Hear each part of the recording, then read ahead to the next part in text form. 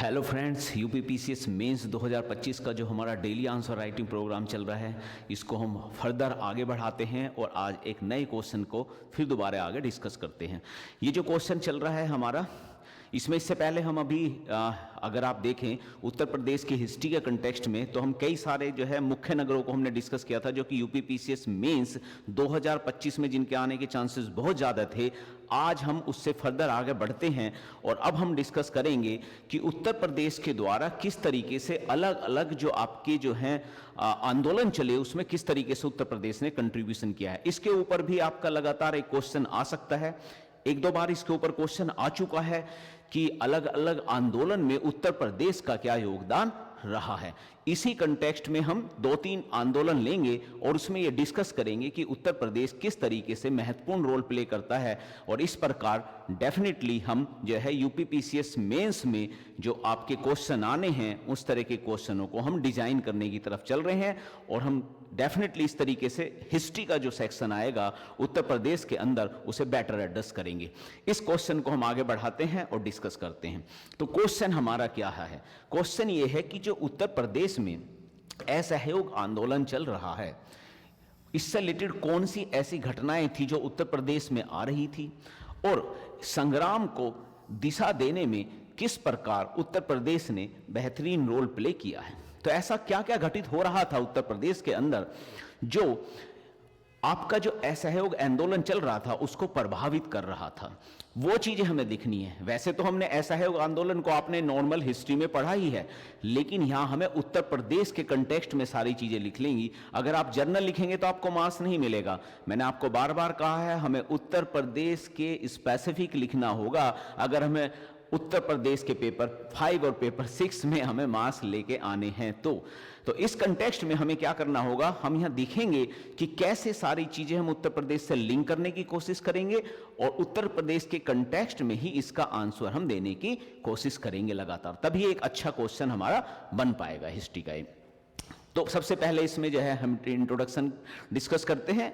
तो हमने कहा, सबसे पहले बता देते हैं कि भाई देखो, इंट्रोडक्शन है, असहयोग आंदोलन के ऊपर बात चल रही है। तो सबसे पहले असहयोग आंदोलन को लेकर चलेंगे, उसे डिफाइन करेंगे किस तरह का ये आंदोलन था, और फिर ये देखेंगे कि उत्तर प्रदेश कैसे इसमें एक केंद्र के रूप में कार्य कर रहा था। डेफिनेटली ये हमारा जो है इंट्रोडक्शन हो सकता है। तो हम वही कहेंगे इसमें कि देखो, असहयोग आंदोलन जो 1920 और 22 में चला, जिसे महात्मा गांधी जो है मुख्य रूप से जो है एक तरीके से ड्रीवन कर रहे थे। और हम ये भी कह सकते हैं कि एक ऐसा आंदोलन था जिसके बाद हमारा जो राष्ट्रीय आंदोलन है वो एक जन आंदोलन में बदल गया था। इस कंटेक्स्ट में हम इसे सबसे पहले असहयोग आंदोलन के बारे में थोड़ी सी बात कर लेंगे। इसके बाद हम इसे उत्तर प्रदेश से लिंक करने की कोशिश करेंगे। कैसे करेंगे? हम कहेंगे उत्तर प्रदेश उस टाइम का जो तत्काल संयुक्त प्रदेश है, वो मुख्यतः इस आंदोलन में सक्रिय केंद्र के रूप में उभरा, एक सक्रिय केंद्र के रूप में उभरा। और उत्तर प्रदेश ने ही सबसे इंपॉर्टेंट रोल प्ले किया कि ये आंदोलन जो राष्ट्रीय आंदोलन था वो जन आंदोलन में कन्वर्ट हो गया। और यहां पे तो बहुत सारी ऐसी घटना घटित हुई हैं इस आंदोलन में, जिसने उत्तर प्रदेश को एक सेंटर में लाके, सेंटर वाली स्टेज में लाके रख दिया है। तो इस तरीके से हमने पहले असहयोग आंदोलन को थोड़ा सा डिफाइन किया, कब हुआ, कैसे हुआ, क्या चल रहा था, क्या नेचर थी, और फिर उसको हमने उत्तर प्रदेश से जोड़ दिया। और इस तरीके से अब हम ये दिखाएंगे कि उत्तर प्रदेश में असहयोग आंदोलन के द्वारा किस किस तरह की चीजें चल रही हैं। ठीक है, अब हम आगे बढ़ते हैं।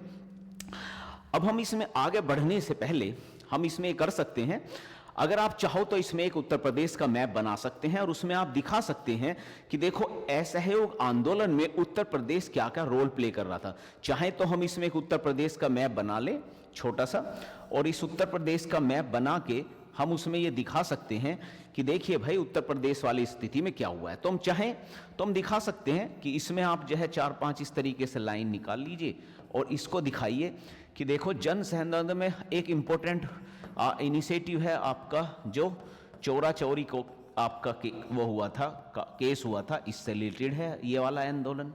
हम इसमें कह सकते हैं कि इसमें बहुत सारे आपके जो इंस्टीट्यूट हैं वो इसमें काफ़ी हद तक एंगेज रहे, ये आप कह सकते हैं। इसी तरीके से बहुत सारे लीडर्स के नाम ले सकते हैं, जैसे जवाहरलाल नेहरू, ये इस तरीके से उत्तर प्रदेश से जो है रिलेटेड थे, जो काफ़ी एक्टिव थे आपके असहयोग आंदोलन में, ये वाली चीज़ हम लेकर सकते हैं। इसके बाद हम कह सकते हैं कि एक लोकल राष्ट्रवाद, मतलब एक आपका क्षेत्रीय राष्ट्रवाद को उभारने में उत्तर प्रदेश ने बहुत महत्वपूर्ण रोल प्ले किया। वहीं हम चाहें तो ये भी कह सकते हैं कि इसी उसमें जब आपका जो है किसान आंदोलन जो है, एक तरीके से किसान आंदोलन का भी समावेशन काफ़ी हद तक इस वाली चीज़ों में हुआ, मतलब किसान वाले लोग, इस वाले लोग जो है इस तरीके से इसमें जुड़े। तो इस तरीके से हम इसे एक कंटेक्स्ट में लिख सकते हैं। पहले चाहे तो एक फिगर बना सकते हैं और उस फिगर में दिखा सकते हैं कि कौन कौन से की टर्म्स, कौन कौन सी इंपॉर्टेंट चीज हम जो है देने जा रहे हैं और इसमें डिस्कस करने जा रहे हैं। जब हम फ्लो चार्ट बनाते हैं, मैप बनाते हैं, तो ये आपके क्वेश्चनों का मार्क्स को बढ़ा देता है। ये चीज आपको मुख्यतः ध्यान रखनी है। तो वो चीज हम करेंगे इसमें, और इसके बाद इसे जो है हम आगे फर्दर फिर डिस्कस कर सकते हैं। मैप बनाएंगे और अच्छा इसमें रहेगा।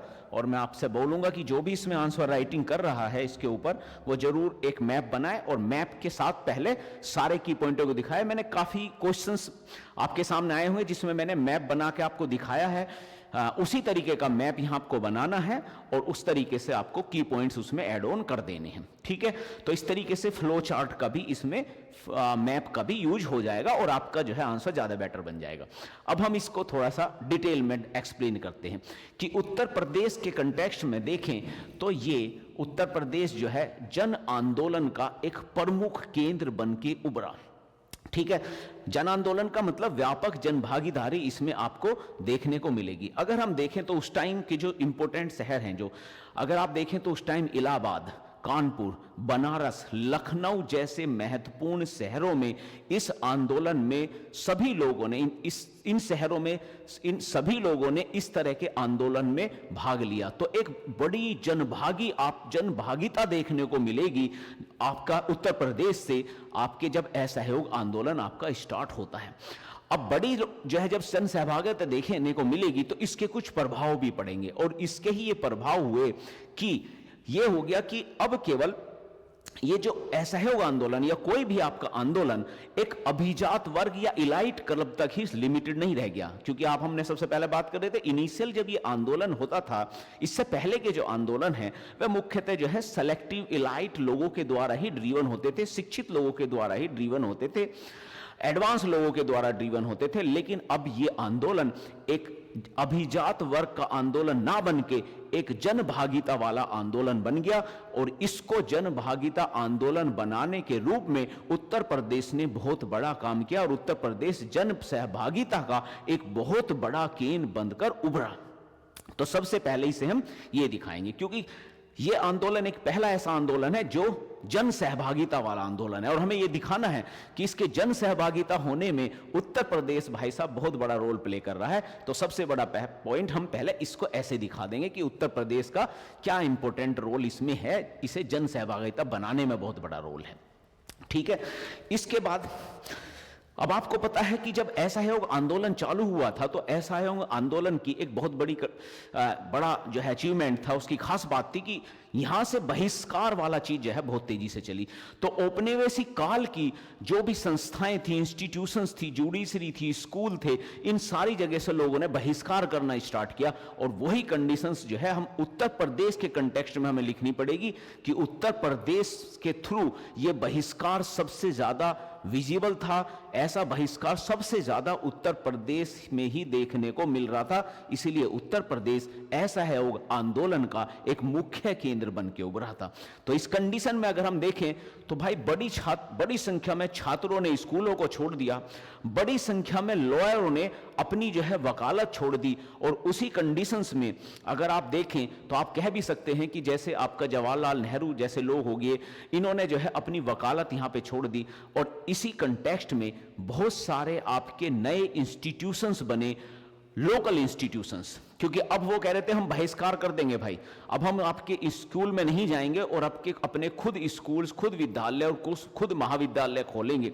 तो इस कंडीशंस में आपका काशी विद्यापीठ जैसी संस्था उभरती है, जामिया मिलिया इस्लामिया, ठीक है, आपका जो है उभरता है, जो अलीगढ़ में है वो इस्टेब्लिश होता है। और यहाँ पर एक तिलक महाविद्यालय जो आपका औरैया वाले एरिया में था, ये आपका तेजी से इस तरह के महाविद्यालय और विद्यालय उभरते हैं जो इंस्टीट्यूशंस, एजुकेशन इंस्टीट्यूशंस के रूप में महत्वपूर्ण रोल प्ले करना चालू करते हैं। और लोग जो है, जो ब्रिटिश इंस्टीट्यूशंस थे या ब्रिटिश कोर्ट थे, उन सबको बहिष्कार करना चालू कर देते हैं। और इसको बहिष्कार करने में उत्तर प्रदेश सबसे आगे था।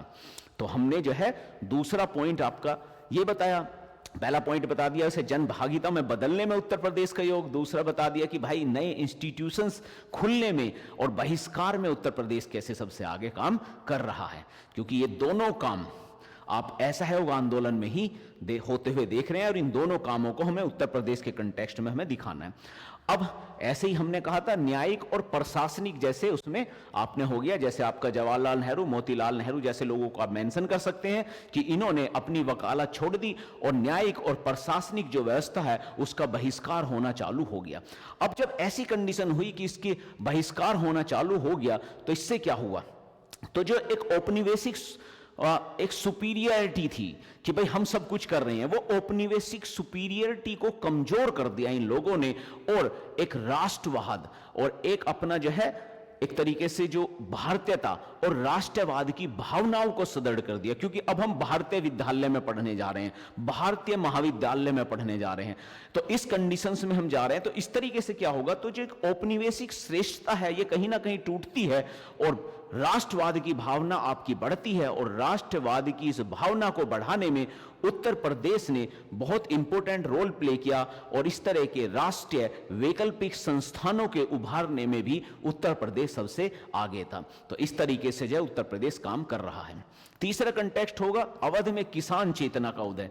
हम बात कर रहे थे कि भाई देखो अब क्या कंडीशंस क्रिएट क्या हो रही है कि अवध वाले कंडीशन में अगर आप देखें तो उन्होंने जो है किसान चेतना हुई और यह किसान चेतना ही जन भागीदारी बनाने में भी बहुत बड़ा रोल प्ले कर दी थी। और ये ऐसी किसान चेतना उत्पन्न हुई कि इस किसान चेतना से फिर ये लगातार आपका जन आंदोलन एक तरीके से किसानों का आंदोलन बनता चला गया और किसानों ने इसमें बहुत महत्वपूर्ण रोल प्ले किया है।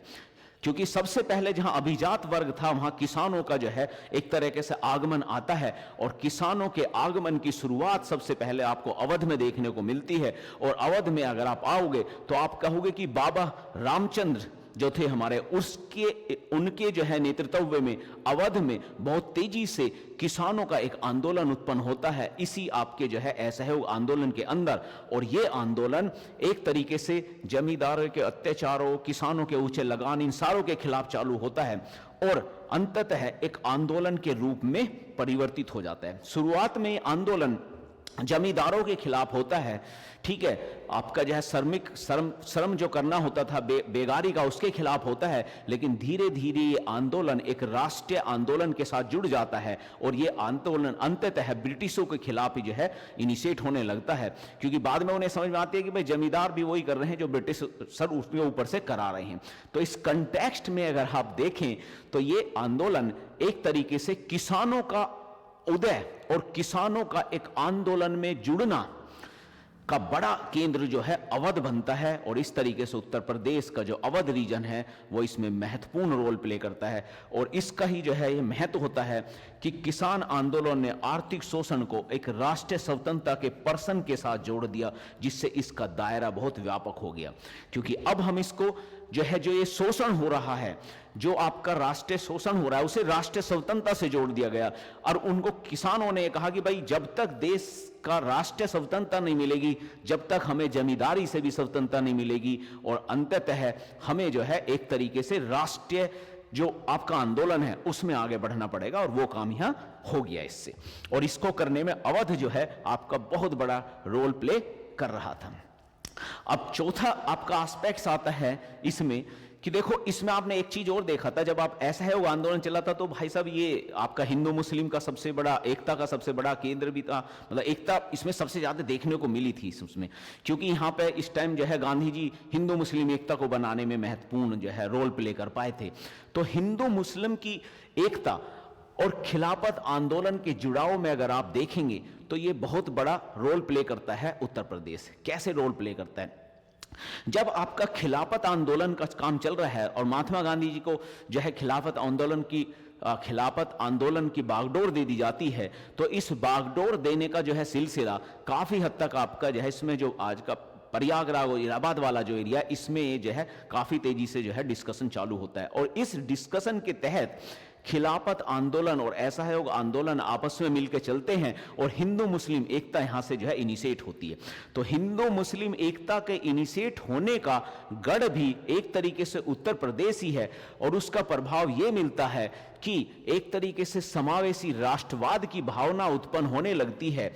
और वैसे तो डेफिनेटली बात है कि ये एकता बाद में टूट गई, लेकिन दीर्घकालीन अगर आप सिस्टम में देखें तो ये एकता का एक बहुत बेहतरीन उदाहरण स्टेब्लिश होता है, और फिर भी कहीं ना कहीं एक साझा संघर्ष की जो संभावना है वो बहुत तेजी से उत्पन्न होती है।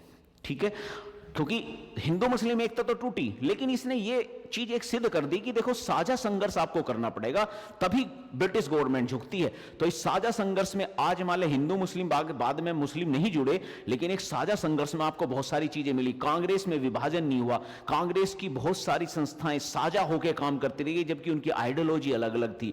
किसान इसमें शामिल हो गए, कमजोर वर्ग इसमें शामिल हो गए, उसके बाद आप देखेंगे कि मजदूर वर्ग भी साझा शामिल हो जाएंगे, और एक साझा संघर्ष की जो एक रणनीति है उसका खेला आप जो है यहीं से होते हुए देख सकते हैं। और इस हिंदू मुस्लिम एकता के केंद्र के रूप में उत्तर प्रदेश महत्वपूर्ण रोल प्ले करता है।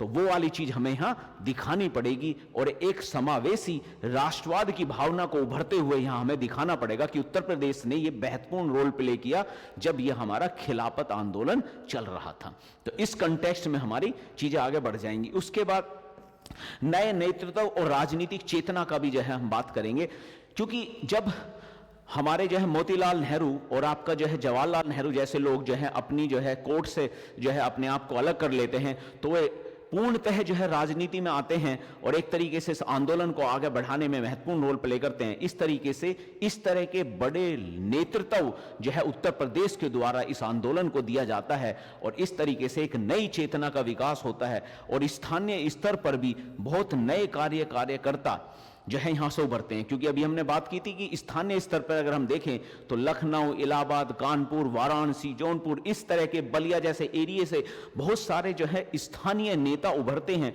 और वो स्थानीय नेता जो है इन बड़े नेताओं के साथ जुड़कर आंदोलन को आगे बढ़ाते हैं। इस तरीके से आप कह सकते हैं कि एक लोकल स्तर पर, क्षेत्रीय स्तर पर क्षेत्रीय राष्ट्रवाद आपको बढ़ता हुआ दिख रहा है। तो राष्ट्रवाद का हर आयाम बढ़ रहा है, राष्ट्रवाद बढ़ रहा है, स्वतंत्रता राष्ट्रवाद बढ़ रहा है, समावेशी राष्ट्रवाद बढ़ रहा है, और अंततः क्षेत्रीय राष्ट्रवाद बढ़ रहा है। इतने सारे राष्ट्रवाद बढ़ाने का काम भाई उत्तर प्रदेश ही कर रहा है इस कंटेक्स्ट में। तो ये हमें समझना पड़ेगा कि हम नेतृत्व दे पा रहे हैं और राष्ट्रवाद की भावनाओं को बहुत तेजी से बढ़ा रहे हैं। और अंततः अब असहयोग आंदोलन की बात हो और चोरा चोरी की बात ना हो तो ऐसा होना असंभव है। तो फिर भाई चोरा चोरी केस हो जाता है 1922 में, और उसके साथ साथ एक नई रणनीतिक पुनर्मूल्यांकन होता है। वैसे तो 1922 की जो आपकी तत्काल घटना होती है उसमें जो है हिंसा भड़क जाती है और जनता जो है पुलिस पर अटैक कर देती है, और इसके प्रभाव ये होता है कि अंततः गांधी जी जो है इस आंदोलन को वापस ले लेते हैं। तो एक बार ये दिखता है कि भाई उत्तर प्रदेश ने, जहां इतना बड़ा आंदोलन जो हो रहा था और उसका मुख्य सेंटर जहां उत्तर प्रदेश था, लेकिन इसको रोकने में भी उत्तर प्रदेश ही आगे आ गया, क्योंकि चोरा चोरी कांड ने इसे रोक भी दिया। लेकिन ये डेफिनेटली एक टेम्परेरी रूप से तो चोरा चोरी कांड में रुक गया, लेकिन अंततः ये एक तरह से रणनीतिक पुनर्मूल्यांकन का जरूरत थी। उसने ये दिखाया कि अभी जो है जो जनता है वो एक जन आंदोलन को उस स्तर पे पूर्णतः चलाने के लिए तैयार नहीं है, तो उस पर काम करने की जरूरत है। इसीलिए इसके ऊपर गांधी जी ने कई ऐतिहासिक इसके प्रभाव दिखे, और गांधी जी के द्वारा बहुत सारी चीजें यहां उभर के आई और पुनर्मूल्यांकन हुआ, और नए आंदोलन की नींव रखने के लिए यह बहुत महत्वपूर्ण रोल प्ले किया इस चोराचारी कांड ने। तो क्या हुआ इसमें? तो अनियंत्रित जब आंदोलन हुआ, इसमें हिंसा की आशंका नजर आई। तो गांधी जी को समझ में आया कि भाई देखो ऐसा है, अभी जी लोग जो है ना रेडी नहीं है और नियंत्रित करना पड़ेगा आंदोलन को, क्योंकि जब भी आंदोलन अनियंत्रित होगा उसमें हिंसा की भावना बढ़ेगी। हिंसा की भावना बढ़ी तो ब्रिटिश लोग जो है आंदोलन को दबाने में बहुत ज्यादा देर नहीं करेंगे। राष्ट्रीय नेतृत्व को भी आंदोलन की अनुशासन और जन प्रशिक्षण पर पुनर्विचार हुआ। इसीलिए ये बात समझ में आई कि भाई देखो जो जन प्रशिक्षण है उसे लेना पड़ेगा, दोबारा इन्हें ट्रेन करना पड़ेगा, लोगों को ट्रेन करना पड़ेगा उन सिद्धांतों पर, जिस सिद्धांतों पर हम आंदोलन चाहते हैं। तभी हम एक वास्तविक जन आंदोलन बना पाएंगे, वो वास्तविक जन आंदोलन जो कंट्रोल होगा, रेगुलेटेड होगा, हिंसा नहीं करके अहिंसा में विश्वास करेगा, और तभी हम वास्तव में एक जन आंदोलन को लंबे समय तक चलाने में सक्सेसफुल हो जाएंगे। ये वाली चीजें आई। अब इस कंटेक्स्ट में हमने एक चीज और देखने को मिली कि कांग्रेस के भीतर बहुत सारे आपके जो है मतभेद भी उभर के आए, क्योंकि बहुत सारे कांग्रेस के लीडर चाहते थे कि ये आंदोलन आगे बढ़े, वहीं गांधी जी ने इसे जो है मतलब बंद कर दिया, और गांधी जी को लगा कि ये पुनर्मूल्यांकन का समय है, लोगों को ट्रेंड करने का समय है, अपनी राजनीति को, अपने जो सिद्धांत है उन्हें दोबारा से समझने की जरूरत है लोगों को, तभी हम जन आंदोलन कर पाएंगे। लेकिन बहुत सारे लोग इस चीज के खिलाफ थे। उसी की वजह से आपकी एक स्वराज पार्टी का उदय होता है और एक स्वराजवादी नई विचारधारा जो है उत्पन्न होती है, जो आगे बढ़ के जो है जो आगे बढ़ती है और कांग्रेस से फिर मिल जाती है, लेकिन एक नई विचारधारा का उदय का भी ये कारण बनता है। ठीक है, तो इस तरीके से नई धाराएं सामने आती हैं। अब हम कहेंगे ठीक है, तो उत्तर प्रदेश ऐसा है आंदोलन में, उत्तर प्रदेश ने ऐसा है आंदोलन में महत्वपूर्ण रोल प्ले किया, जहां उसने ना जैसे जवाहरलाल नेहरू, मोतीलाल ने जैसे बहुत कर्मठ जो है नेतृत्व वाले और लीडर्स हमें प्रदान किए, वहीं खादी जैसी व्यवस्था जो आपकी खादी चल रही थी, खादी जैसी आपकी जो है परिधान के रूप में बहिष्कार करके, इस तरह की कंडीशन करके हमें एक नया डायरेक्शन दिया, और इस कंडीशंस की वजह से एक सांस्कृतिक राष्ट्रवाद उत्पन्न हुआ। ठीक है, इस वजह से एक सांस्कृतिक राष्ट्रवाद उत्पन्न हुआ, और उत्तर प्रदेश ने इस स्वतंत्र आंदोलन को एक जन आंदोलन में बदल के रख दिया, और इसके बाद जो है अंततः जितने भी आपके आंदोलन हुए वे सारे आंदोलन जो है उनमें जन आंदोलन, जन सहयोग आपका बढ़ता ही गया। तो इस कंटेक्स्ट में हम इसको कंक्लूड कर सकते हैं, हम दिखा सकते हैं कि भाई इसमें बहुत अच्छे हमें लीडर मिले, खादी जैसा हमें हथियार मिला जिसके बेस पे, खादी जैसा हथियार मिला जिसके बेस पे एक सांस्कृतिक राष्ट्रवाद की अवधारणा उत्पन्न हुई, जिसने इस आंदोलन को आम जन से जोड़ दिया और एक नॉर्मल जो है, जो अभी अभिजात वर्ग के आंदोलन हुआ करते थे, उसे एक जन सहयोग के आंदोलन में कन्वर्ट कर दिया। इस तरीके से आप इसे कंक्लूड कर सकते हैं। ठीक है, आप डेली आंसर राइटिंग करते रहिए, इसी तरीके से हम पेपर 5 और पेपर 6 पे लगातार जो है वीडियो लेके आते रहेंगे, और आप इसमें बेफिक्र रहिए। हम जो है जो आपका टाइम है, जब आपका मेंस आएगा, मेंस के टाइम से पहले ही ऑलरेडी हम जो है सारा आपका जो डिस्कस करना है वो सारा डिस्कशन हम कर लेंगे, और हमने इसमें टारगेट रखा हुआ है कि हम लगभग पेपर 5 और पेपर 6 दोनों पे लगभग 100 वीडियो होंगी, 100 क्वेश्चन हम डेफिनेटली इस पे डिस्कशन करेंगे ही करेंगे, और मुझे लगता है कि 100 क्वेश्चंस एक पेपर में एनफ होंगे, आपकी सभी नीड को, सारे सिलेबस को, सभी डायमेंशन में डेफिनेटली कवर करेंगे। और इस तरह के सारे क्वेश्चंस हम रेडी कर रहे हैं जिन क्वेश्चनों के द्वारा हम वास्तव में, जिसमें आने के सबसे ज्यादा चांसेस हैं, और जो वास्तव में हम उसके पैटर्न को फॉलो कर रहे हैं कि भाई कौन से तरह के पैटर्न होने चाहिए, किस तरह के क्वेश्चन बनने चाहिए, उसी के हिसाब से जो है हम क्वेश्चन बनाते हैं। क्वालिटी सुप्रीम है, क्वालिटी पे फोकस ज्यादा है, क्वांटिटी कम हो सकती है, लेकिन क्वालिटी अगर बेटर होगी तो आपको बेटर रिजल्ट देंगे, और जो हमारा 125 मार्क्स लाने का टारगेट है वो डेफिनेटली सक्सेसफुल होगा। ट्रस्ट कीजिए और कंटिन्यू राइटिंग करते रहिए। Thank you.